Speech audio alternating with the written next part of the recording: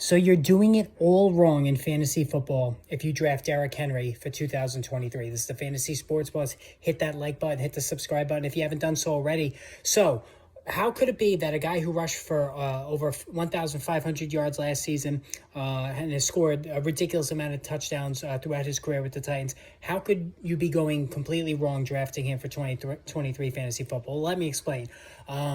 First and foremost, you need to know that Derrick Henry, while not taking anything away for how good of a player, how great of a player he's been, for the better part of the last, 7 or 8 years with Tennessee has been, he turned 29 in January. Now, we all know the danger zone for running backs begins at the age of 27. So Derrick Henry is already 2 years beyond that.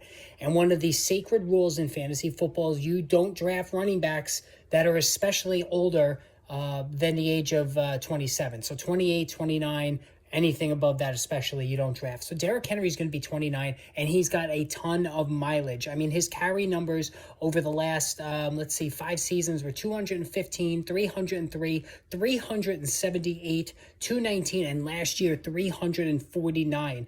I don't need to tell you that a back, especially a back that's older like Henry, that takes on that kind of massive workload, they usually bounce or struggle the next season in terms of seeing their numbers decline and also dealing with some health trouble. And health is also starting to show up in negative form for Henry as well. Missed one game last season.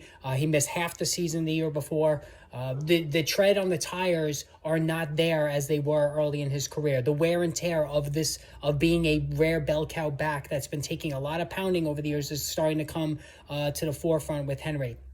And also, we all know in PPR leagues, Derrick Henry has been a negative. I know last season he caught 33 passes, but that's like as good of a scenario as you can envision. He's not going to catch anything, and go anywhere near 40 catches. So in PPR leagues, he's always been downgraded from, a high-end running back one to like a moderate running back one.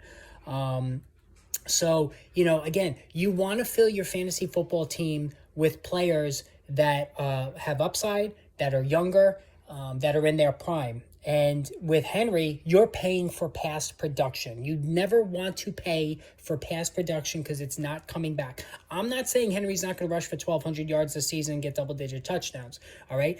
Very well could happen. But it also just as likely that he could get hurt. He could see the numbers start to decline.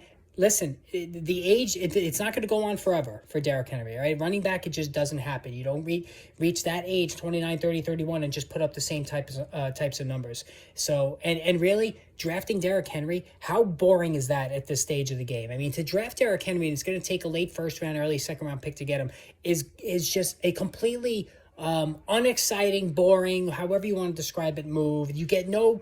you don't say, oh, I got Derrick Henry. You don't feel that way anymore. It's just not like that anymore. So, again, you're paying for past production. He's past his prime in terms of, the running back zone of their most productive years. And also, I didn't even mention, Henry has gone from 5.4 yards per carry in 2020 to 4.3 in 2021 and 4.4 last season. So that is a sharp decline of more than a yard from his heyday, of 2019, 2020, 2018. So again, the numbers don't lie. He's getting older, more injury prone. The offensive line is an issue. They turned over the offensive line. The quarterback is an issue. Ryan Tannehill scares no one. They're going to stack boxes against him. Even if Will Levis comes in, it'll be the same thing. Do not draft Derrick Henry. You're going to do it all wrong. Hit that subscribe button. More videos on the way soon.